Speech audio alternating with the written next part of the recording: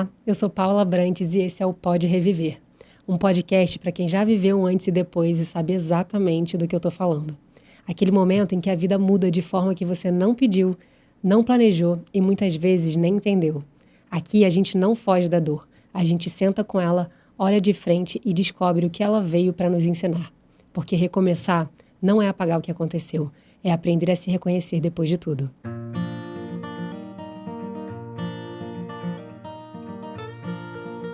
Hoje eu recebo uma mulher que construiu uma carreira ao longo de 15 anos nos recursos humanos e, aos 40 anos, em 2024, recebeu um diagnóstico de câncer de mama. Ela que já queria mudar, recebeu esse diagnóstico e teve a coragem de fazer esse recomeço. Ela que é mãe da Marina e esposa do Ricardo, está aqui hoje com a gente para contar um pouco dessa trajetória e mostrar o quanto esse diagnóstico mudou a vida dela. Evelyn, muito obrigada por estar aqui comigo hoje, compartilhando a sua história. Eu queria que você contasse um pouco de como foi receber esse diagnóstico e o que isso mudou na sua vida e na sua carreira. Oi, Paula. Primeiro eu quero agradecer. Estou muito feliz de estar aqui hoje. Primeiramente, sou uma grande admiradora do seu trabalho, da sua história. A gente criou uma conexão maravilhosa, né, em pouco tempo. Então, obrigada por estar aqui, por estar participando dessa primeira temporada, certeza que primeira de muitas. Recebi meu diagnóstico, como você bem falou, aos 40 anos, há 2 anos atrás. Já estava pensando em um movimento profissional, mas esse diagnóstico veio como um susto, né? Minha filha, que hoje tem 4 anos, na época tinha 2 anos. A Marina amamentando ainda, estava amamentando a Marina ainda. E aí foi no banho, eu descobri um nódulo, né? Comecei a palpar o nódulo. Eu já estava muito cansada. Tem uma questão que, às vezes, as mulheres atrelam o cansaço ao movimento que ela está passando Sim. ali, e muitas vezes também pela idade. Mas, tomando banho, apalpei e vi um caroço. Na época, demorei um pouco para procurar um médico, porque a gente também fica, tô amamentando, pode ser um cisto entupido. Exato. A gente acha sempre desculpa para as coisas, né? Exatamente. E aí, demorei, mas resolvi ir, fiz uma primeira ultrassonografia. Essa ultrassonografia só deu que, a princípio, eu precisava ter um acompanhamento ali de 6 em 6 meses. Dito e feito, fui lá, levei o segundo acompanhamento para casa, coloquei do lado do notebook, chegando perto do momento ali em que eu precisava fazer o segundo acompanhamento de 6 meses. E a correria da vida, né? Trabalhava um dia, olhava, esqueci de marcar, amanhã eu marco. Outro dia, esqueci de marcar, amanhã eu marco. Nessa confusão, nessa correria da vida, eu não me priorizei. Eu acho que é importante falar que muitas vezes Claro. O nosso erro é aprendizado para outras pessoas. Eu atrasei 5 meses, ao invés de fazer o segundo acompanhamento com 6 meses, eu fui fazer com 11 meses. Quase um ano depois. E a situação já estava muito crítica, meu nódulo estava muito grande e eu fui ali orientada para, na mesma semana, já fazer uma biópsia. Caramba. Exato. E isso, primeiro exame que você fez, a sua filha estava com 2, então quando você teve o diagnóstico, ela já estava com 3 anos. Foi isso? Não, a minha filha estava com 1 ano e pouco. Ah. Quando eu recebi o diagnóstico, ela tinha acabado de fazer 2. Ah, entendi. Muito pequena. Muito pequenininha. E o que você ressignificou depois desse momento, assim? Porque a gente sabe que receber um diagnóstico é uma virada de chave dura, né? E a gente com filho pequeno, principalmente, a gente sabe o quanto é difícil você conseguir imaginar ali uma finitude próxima. Porque por mais que você não queira pensar nisso, a gente acaba pensando, né? Não tem muito jeito, acho que a primeira coisa que vem na nossa cabeça é isso. E o que isso significou para você, assim, né? De cara com esse diagnóstico, com a sua filha tão pequena ali, o que isso significou para você, né? O que você mudou depois desse diagnóstico? O diagnóstico de câncer, né, ele vem com um exame complexo, né? Quando veio positivo ali, eu tinha em mente que eu já tinha quase 2 anos ali de tratamento, que foi o que aconteceu. E transforma-se muita coisa nesse tempo, né? Então, eu digo que tiveram fases. No primeiro momento, assim, o meu maior medo, eu sempre falo isso, foi a minha filha Marina. Então, quando eu cheguei em casa, foi o medo de não acompanhar a minha filha crescer, né?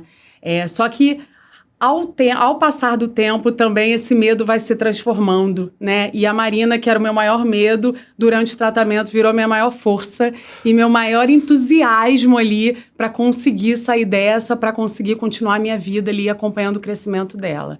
Em relação à minha rotina, eu também acredito que tenha tido fases, tá, Paula?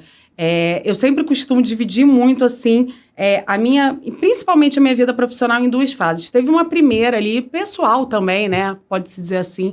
Uma primeira fase que foi a fase da negação, onde você recebe o diagnóstico, você sabe que pode acontecer alguma coisa ali, mas muitas das vezes você está negando, né? Total. Então, eu achei que eu poderia levar uma vida normal.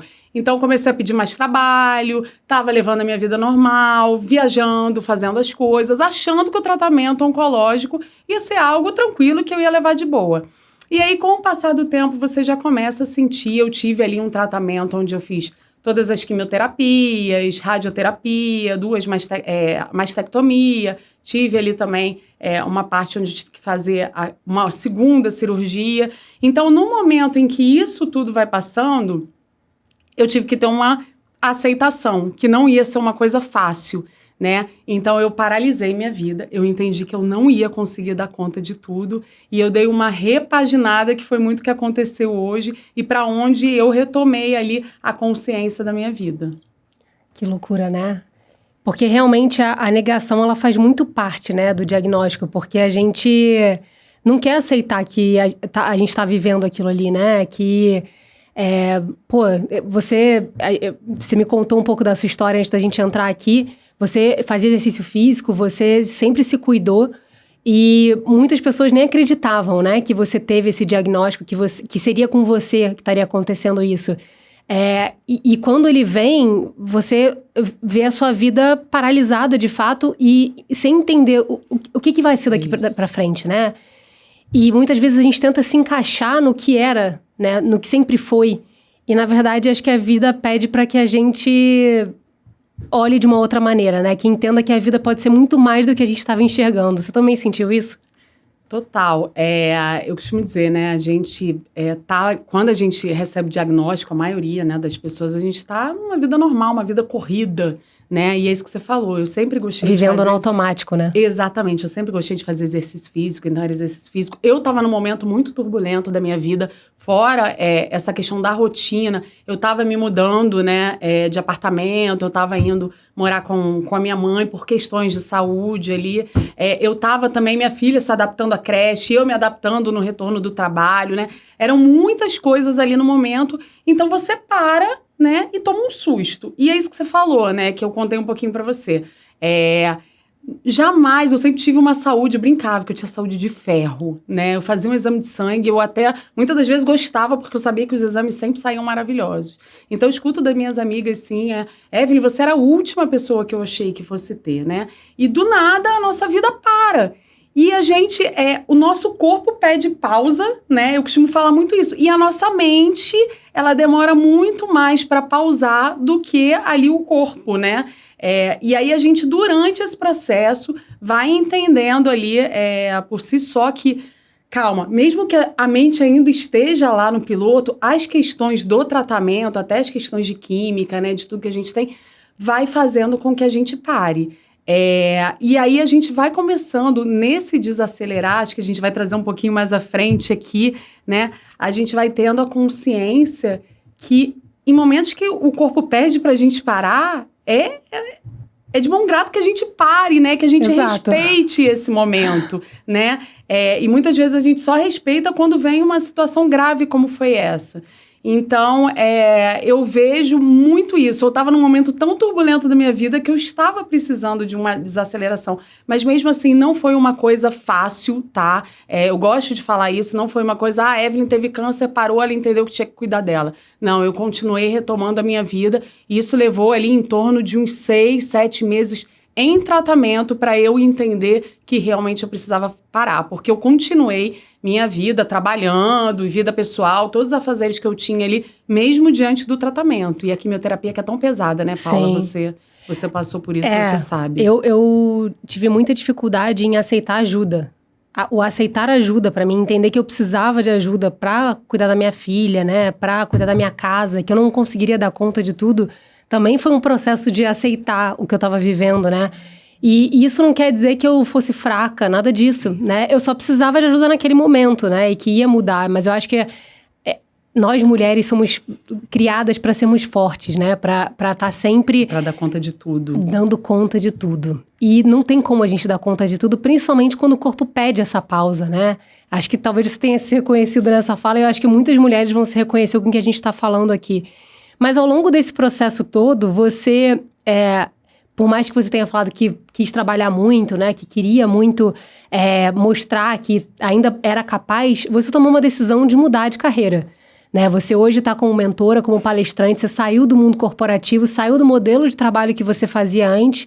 E como é que foi você chegar nessa transição, mesmo no momento que você teve o diagnóstico, querendo mostrar que você era capaz de trabalhar ali? Da onde aconteceu essa virada de chave? Então, é o que eu falei, costuma ter fases, né? E aí, falando um pouquinho ali da vida profissional, o que aconteceu, Paulo? No início, antes de eu ter o diagnóstico, eu já estava querendo uma mudança profissional. Eu já sabia que existia uma mudança profissional ali para acontecer. Só que é aquilo, né? E eu hoje vejo acontecer com muitas mulheres isso. Quando a gente não tem nada que desacelere a gente vai levando, que é exatamente o que você falou, né? Vai dando conta de tudo.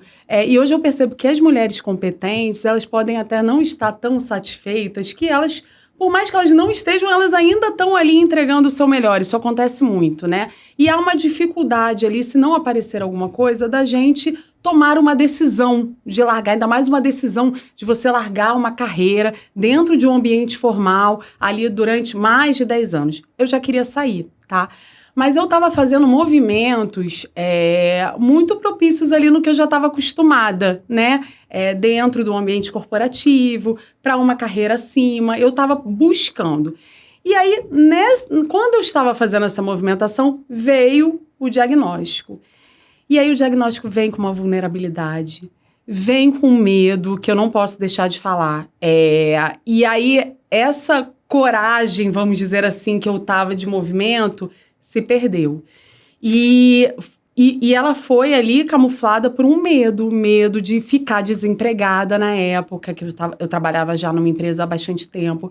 Eu tive medo de perder a empregabilidade, porque pouco se fala isso, mas quando a gente volta de um tratamento oncológico, como que é a aceitação dessas mulheres dentro do ambiente corporativo, né? Enquanto elas estão de remissão. Então, eu comecei a pedir mais trabalho, né? Por medo de acontecer alguma coisa. Então, me dá mais trabalho. Nunca me esqueço dessa frase. Essa frase foi a frase que eu falei quando eu dei o diagnóstico. Olha, meu diagnóstico foi positivo, mas eu não quero pensar na doença no primeiro momento. Então, por favor, me deem mais trabalho, porque eu quero passar.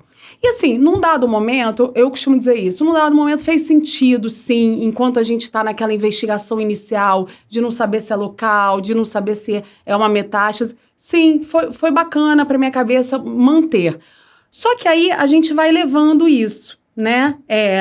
Vai evoluindo, né? Vai evoluindo. E o tratamento, ele vai acumulando ali sintomas, a gente tem a fadiga, a gente tem o enjoo. E vai aumentando, né? Ao longo do processo ele vai aumentando, né? E eu me coloquei na cabeça que eu tinha que trabalhar mais. Num dado momento eu estava ali, por exemplo, numa reunião, mas eu estava só de corpo presente, né? Sim. Porque a minha mente já não estava mais assimilando o que estava acontecendo ali. Também.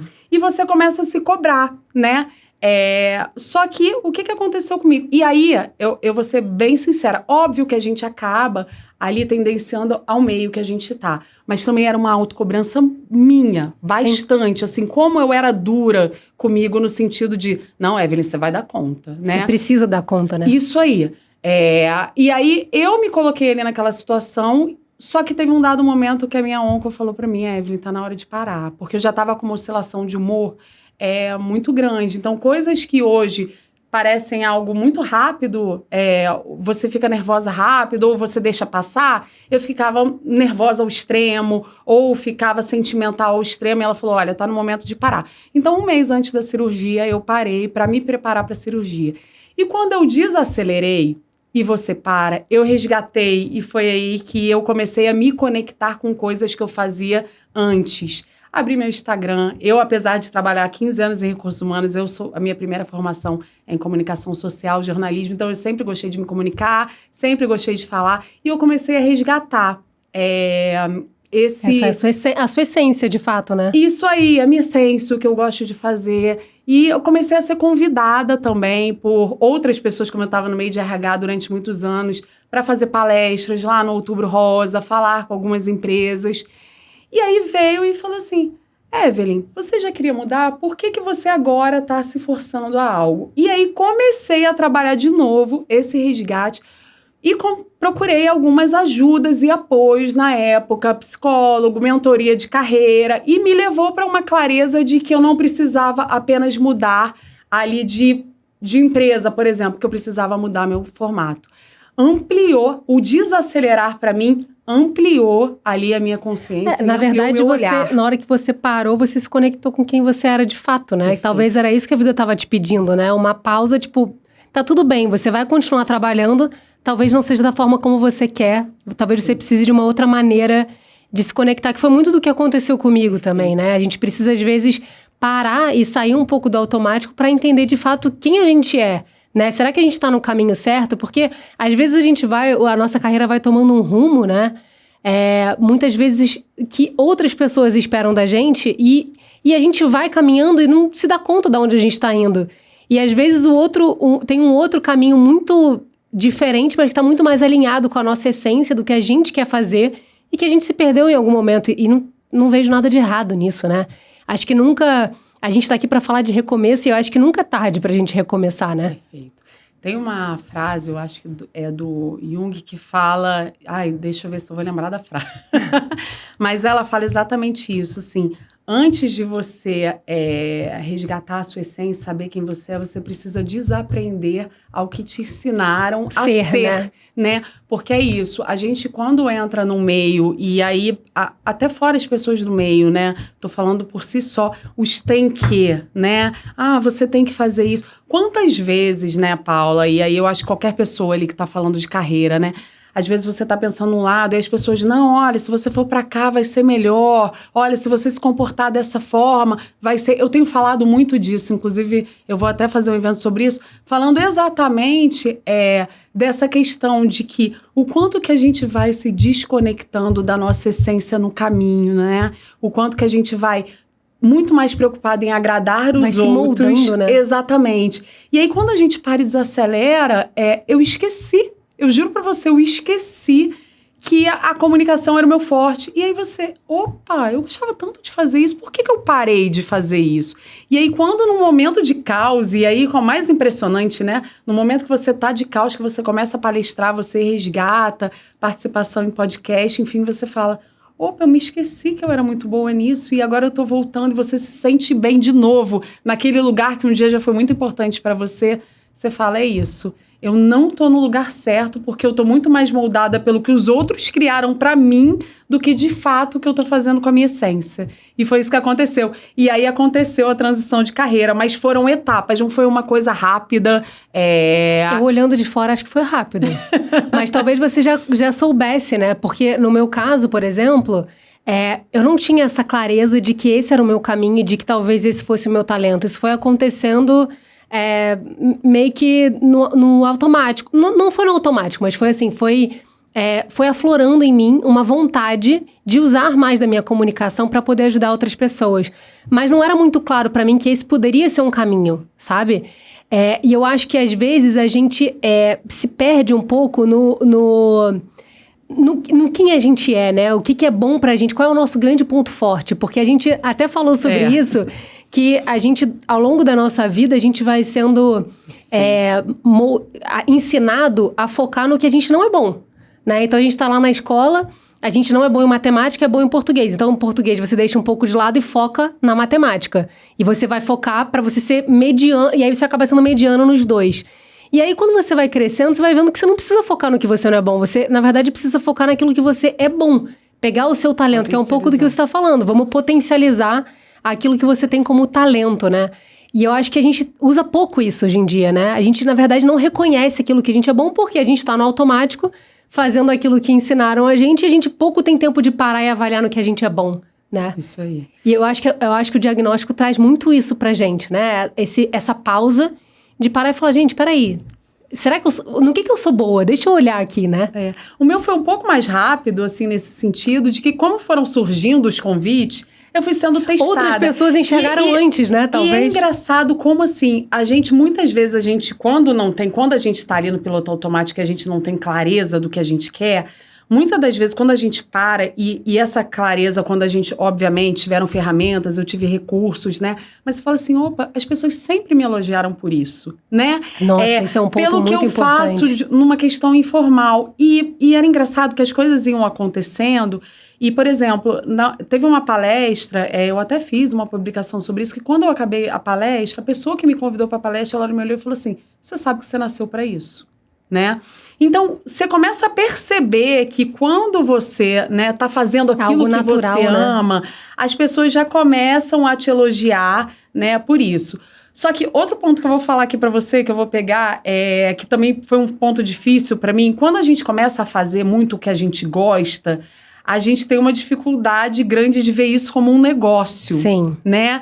E aí eu tô falando um negócio até de remuneração. Sim. Né? A dificuldade da mulher. E eu escutei uma frase que para mim também foi um ponto de virada.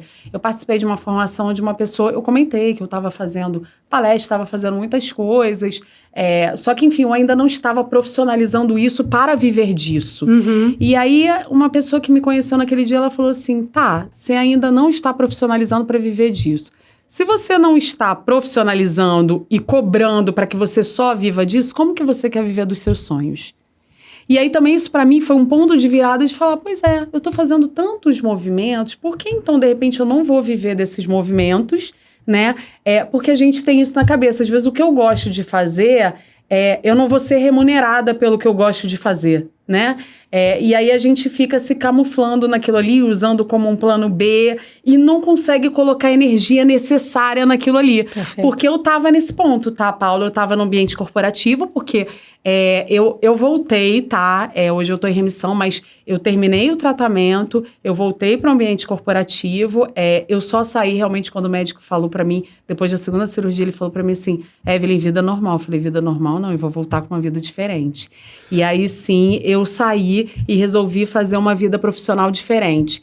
Não, e eu acho... eu ia pegar uma deixa, mas eu esqueci. Não, mas eu acho que esse ponto que você trouxe é muito importante, porque muitas vezes, todo mundo fala, né, depois do diagnóstico, vida normal. Mas o que é a vida normal? Porque eu acho que a gente, como a gente viveu muito no automático e como a gente tava correndo sempre atrás, muito estresse e muitas vezes desconectada com a nossa essência, que é o que a gente está falando aqui, né? Você foi vivendo no automático, você foi vivendo, vivendo num padrão que talvez outras pessoas tenham te imposto, não num sentido ruim, mas você vai naquele trabalho, muda alguém fala para você, vai para esse cargo aqui, porque é importante, vai por aquele ali.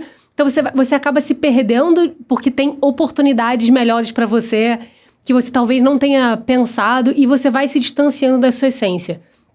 E em alguns momentos você precisa parar e se reconectar com você de fato. E eu acho que isso é libertador, assim, porque é um momento que, de fato, o diagnóstico, ele te traz uma coragem que talvez estivesse adormecida dentro da gente, Total. Né? Eu acho que a gente não consegue ter a dimensão da força que a gente tem. E eu acho que quando vem um diagnóstico desse, você fala, cara, eu sobrevivi, entendeu? E não é uma questão de me colocar como uma pessoa maior do que os outros, não. Mas de entender que eu tenho uma força e que eu fui capaz de superar algo tão importante, por que não eu ser capaz de sair de um padrão profissional? E teve uma amiga minha que me falou isso, ela falou, cara, você tá sofrendo para sair do mundo corporativo, sendo que você superou 2 vezes o câncer. Ela falou, mas, assim, pra mim que tá olhando de fora, seria algo tão mais fácil de você resolver?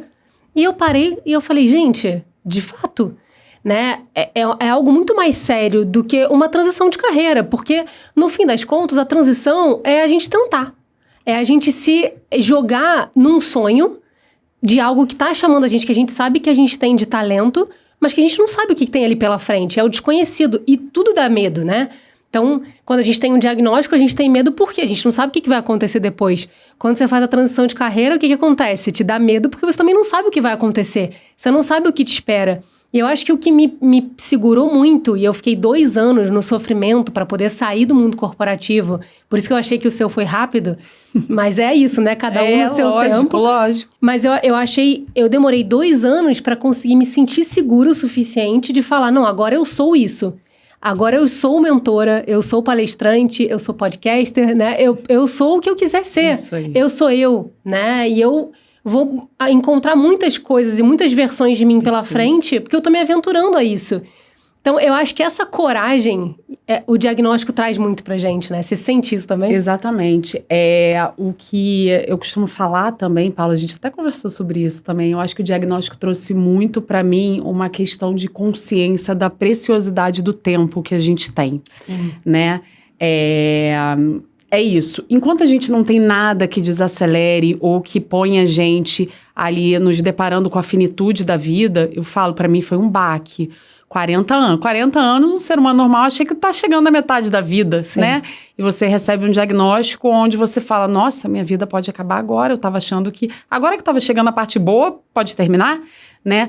E esse diagnóstico veio com uma consciência de tempo, de você entender que a minha vida, que era uma coisa que a ficha não tinha caído, porque é isso, enquanto a gente tá saudável e a gente não tá satisfeita, a gente acha que pode ir levando, uma hora a gente vai resolver, e a gente coloca muito empecilhos, principalmente a mulher que tá sempre nessa questão do, tô me colocando aqui, gente, óbvio, todas as mulheres, a gente tem muito uma questão de perfeccionismo, né? Então, eu vou ter filho quando eu tiver estabelecida, eu vou fazer isso, a gente tá sempre esperando ali um momento perfeito para fazer as coisas, um momento ideal para fazer as coisas.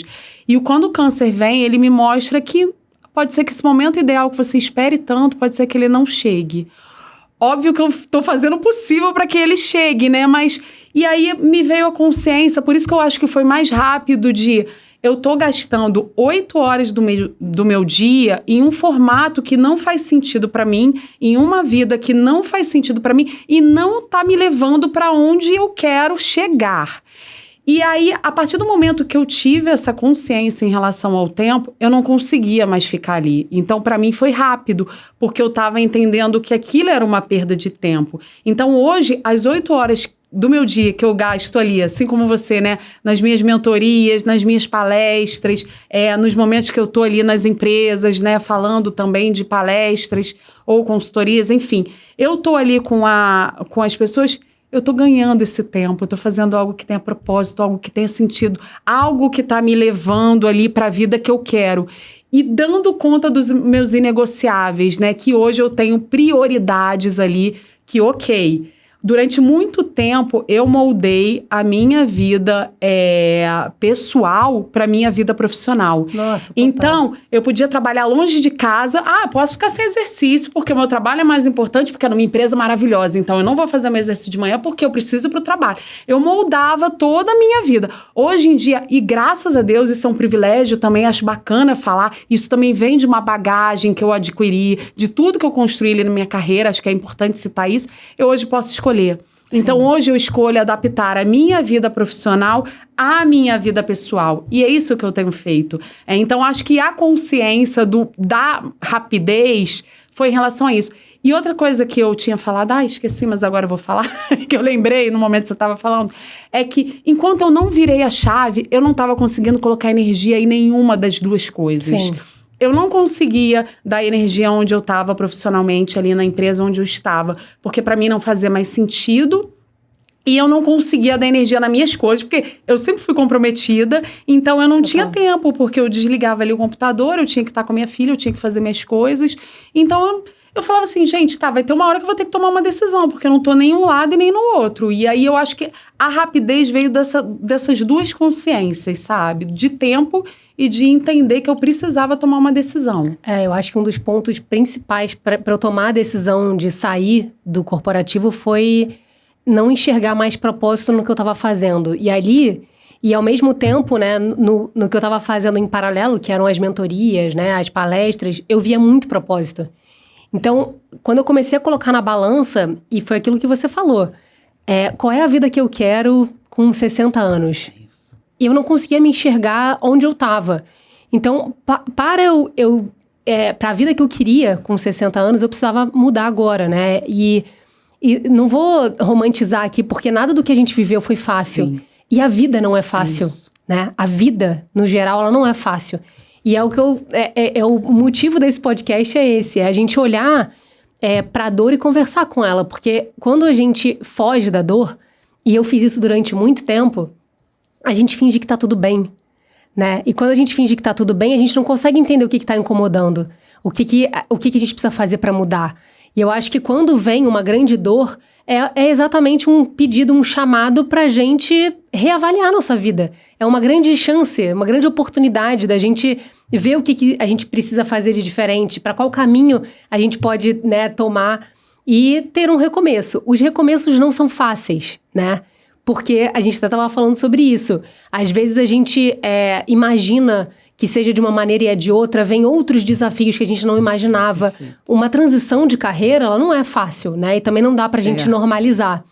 Mas eu acho que quando a gente tem propósito, né? E a gente tem um porquê muito forte, e isso não precisa ser só com quem saiu do mundo corporativo, mas dentro do mundo corporativo mesmo, quem precisar fazer uma transição, que tenha um porquê do que tá fazendo, né? E que esteja alinhado com a essência. Acho que isso é um grande recado, e acho que um grande aprendizado que eu tiro, e pelo que você está falando, você também, né?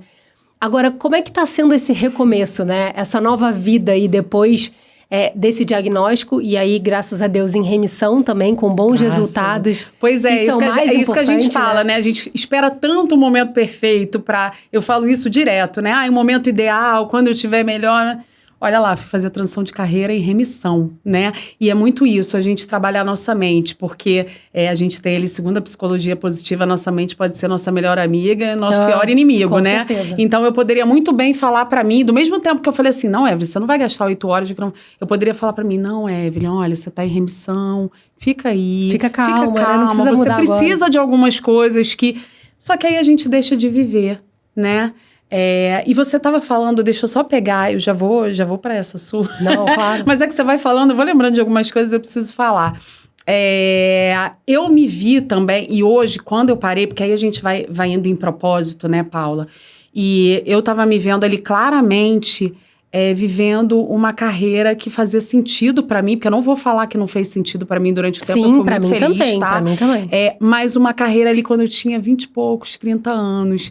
E a nossa vida vai mudando. Sim. Você estava falando, assim, referências, né? Eu tinha pessoas que eram referências para mim há um tempo atrás, que hoje já não são mais. Hoje as minhas referências... Hoje eu costumo dizer isso também, a gente tem um padrão de sucesso, que sucesso é um único caminho, e você atingir sucesso é você só seguir aquele caminho. Perfeito. Não, sucesso pra mim mudou. Hoje em dia, pra mim, sucesso não é ter agenda lotada, não é estar corrida. Antigamente eu achava o máximo. Gente, acabava o dia, eu tinha uma lista de 50 coisas. E fiz isso.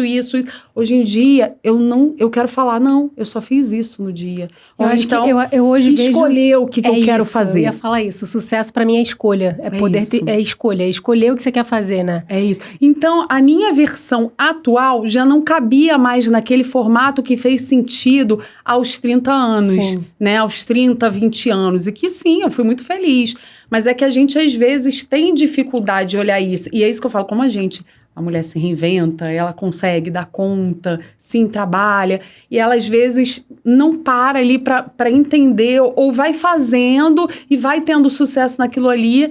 E, enfim, não sei você, mas antes dessa gravidade, dessa situação, eu tive, sim, pequenos chamados pequenos obstáculos, né? Porque eu acho que antes da gente chegar nesse obstáculo maior, a gente vai tendo pequenos alertas ali no caminho e a gente não vai respeitando e a gente vai negando. E aí a vida para e fala assim, opa, você negou esse, agora... tá na hora de você parar. E aí veio uma coisa maior. E quando veio esse maior, eu comecei a pensar, gente, tantas coisas que eu passei e que eu não processei o luto. Eu no dia seguinte estava lá entregando e trabalhando e não estava vivendo o momento que era para viver. Então, eu hoje entendo que eu tive pequenos alertas até chegar nessa situação. E hoje, um dos meus propósitos é isso, fazer com que se a gente escolher pela gente, né? Escolher por nós. E por que a gente muitas vezes precisa chegar, assim como eu, ou como você, ou como muitas mulheres que precisam ter um obstáculo grande para chegar? Por que não se escolher antes, né? Por que não se escolher antes? Eu não sei, eu acho que eu até fui para uma outra pergunta. Não, mas eu achei perfeito, porque, de fato, para mim, a gente não está muito acostumado a encerrar ciclos. A gente não foi ensinado a isso, né? A gente não foi condicionado a lidar com isso. Então, antigamente, você precisava ficar sempre... As pessoas ficavam no mesmo trabalho a vida toda, né? Então, a gente vai mudando ao longo da vida e a gente precisa normalizar que não necessariamente a gente vai ter os mesmos amigos, a gente vai ter o mesmo trabalho, a gente vai ter as mesmas pessoas ao nosso redor. E mesmo casamentos, quando a gente passa por uma mudança dessa, é um reencontro com o seu próprio parceiro, que às vezes se reencontra e às vezes acaba encerrando um ciclo ali. Porque é uma mudança, uma transformação absurda. No meu caso, por exemplo, meu marido também se transformou e a gente, né, conseguiu ter uma nova vida juntos, mas poderia não ter acontecido, né? Poderia ter ido cada um para um lado. Perfeito. Então, eu acho que a gente entender que a gente precisa também normalizar esses finais, esses ciclos para recomeçar. Perfeito. Porque se a gente não encerra também, a gente não dá espaço para o novo, né? Que foi o que você falou, você estava dividindo a atenção entre o trabalho antigo e o seu novo propósito, a sua nova vontade de viver.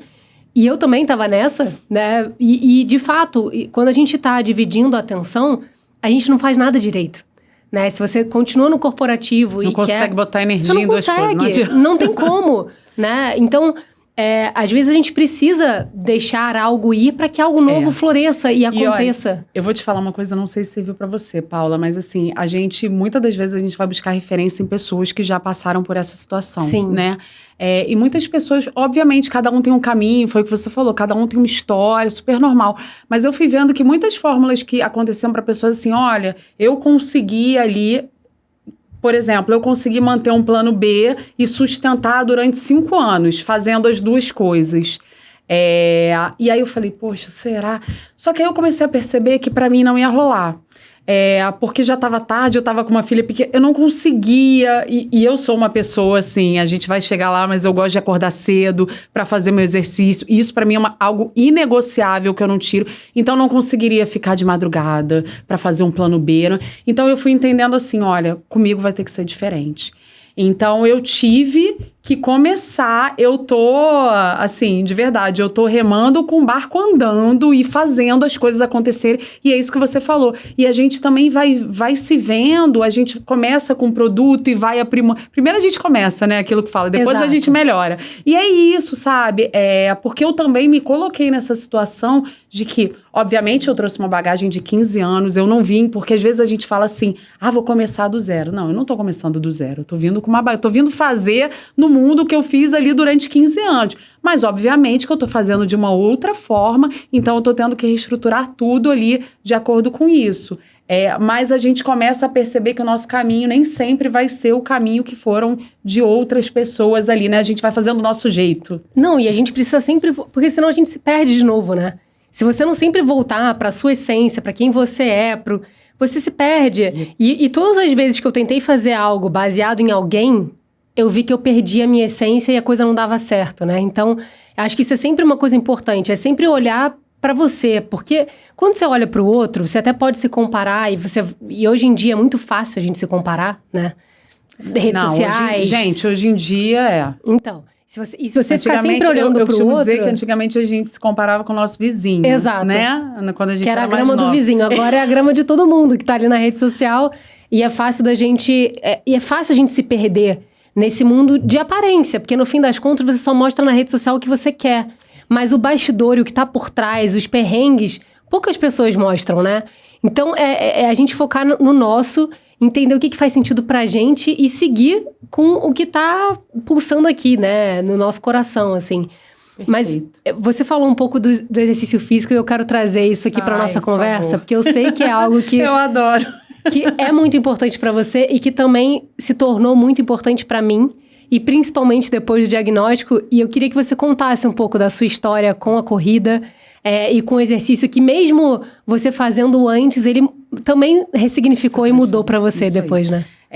Olha, desde as minhas primeiras lembranças, eu me lembro fazendo exercício de alguma forma. E minha mãe sempre gostou, então, desde pequena ali fiz jazz, ginástica olímpica, várias modalidades. E eu acho que eu já pratico musculação há uns 30 anos. Sim, nasci praticamente fazendo exercício físico. Eu levanto a bandeira, eu gosto. Assim, exercício físico, para mim, ele não é só ir lá e... Já foi durante um tempo, gente. Estético. Mas hoje em dia não, já tem bastante tempo que ele é muito pra minha mente.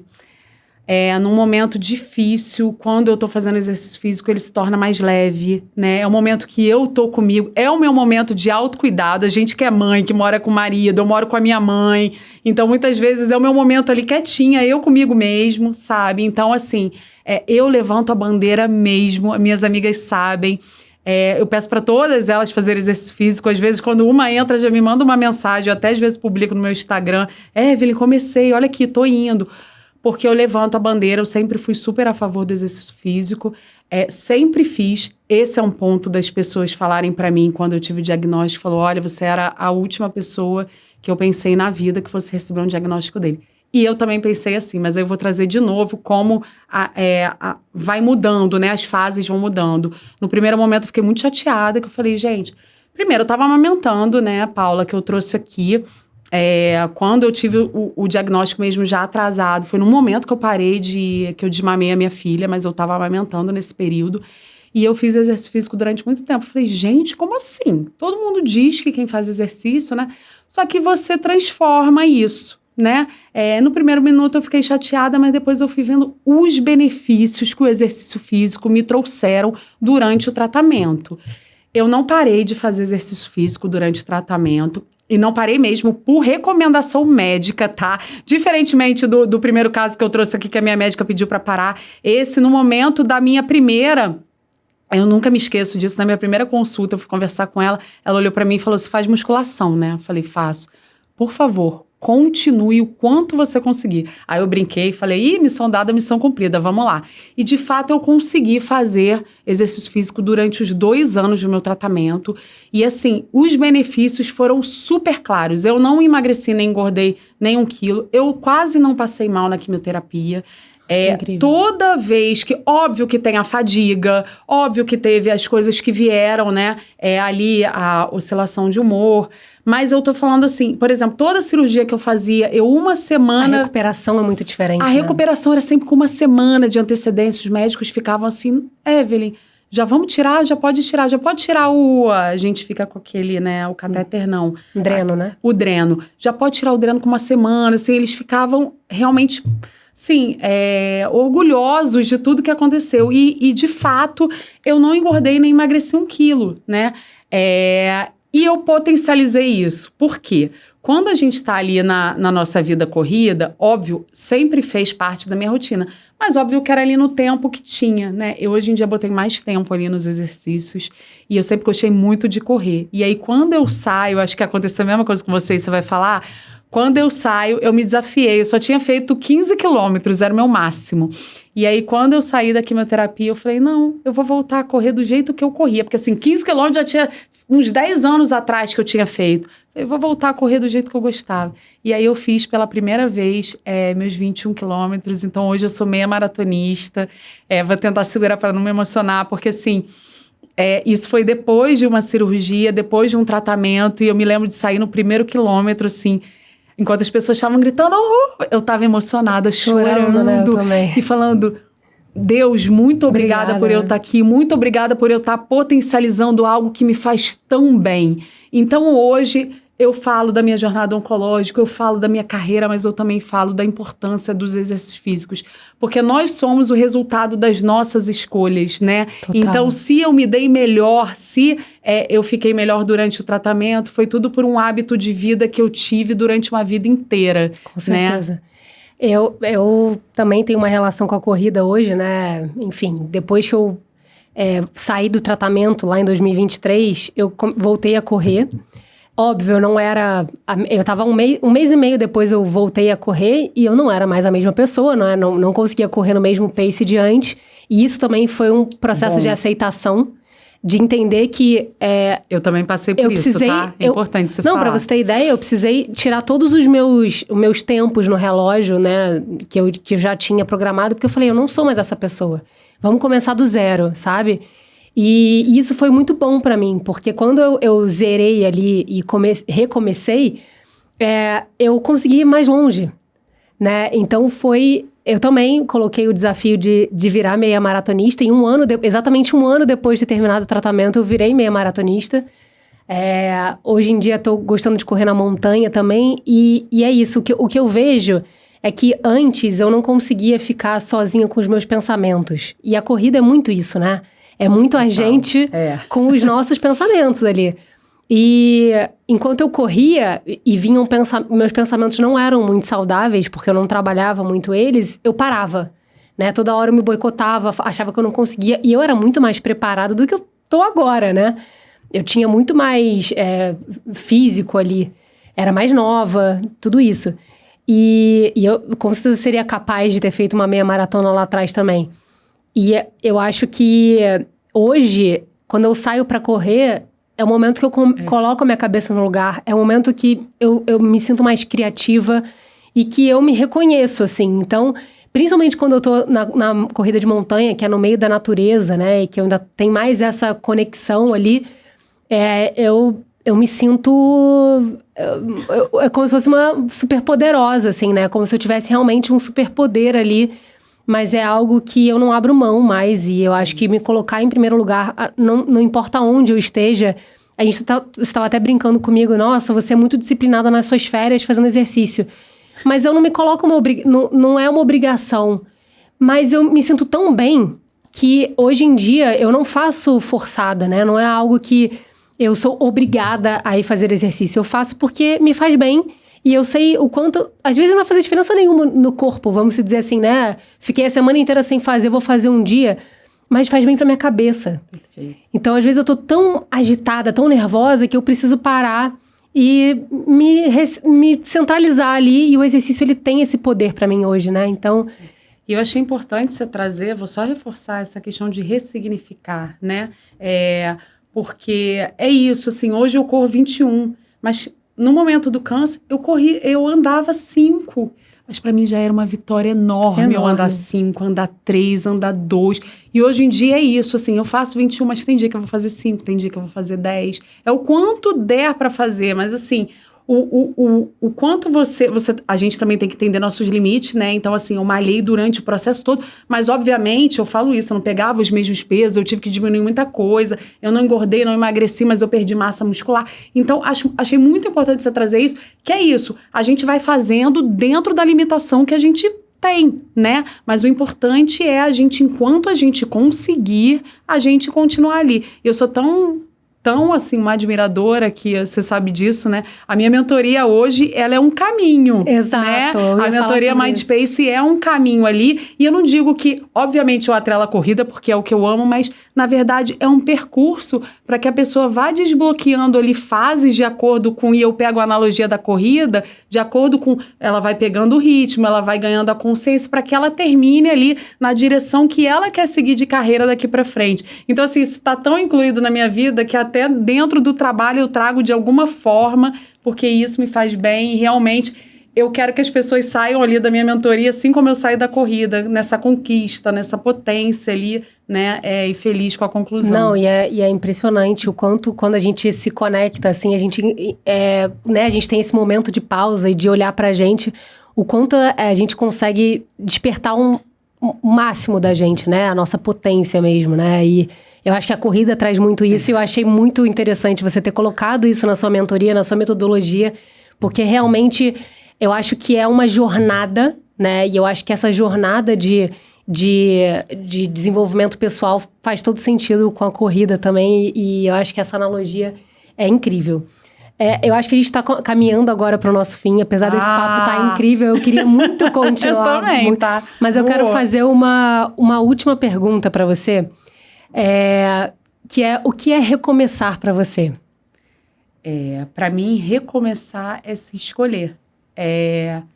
Independentemente do momento, eu acho que a gente estava conversando sobre isso também, falei isso com você.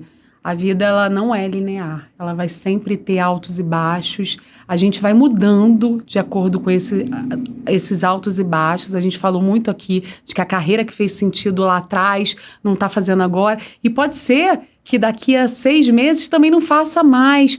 Então, mas antes de tudo, a gente se escolher o que faz sentido e a gente ser mais gentil com a gente. Eu falei aqui, em alguns momentos, eu hoje me vejo, eu era uma pessoa com uma autocobrança muito alta, eu era muito dura comigo, assim, no sentido de que eu tinha que fazer, eu tinha que cumprir, não respeitar limites. Eu hoje sou mais gentil comigo e eu percebo o quanto que eu preciso estar bem para fazer bem às pessoas que estão ao meu redor.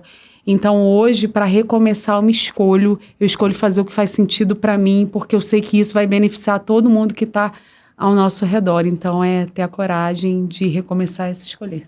Nossa, eu acho que eu não colocaria nada diferente.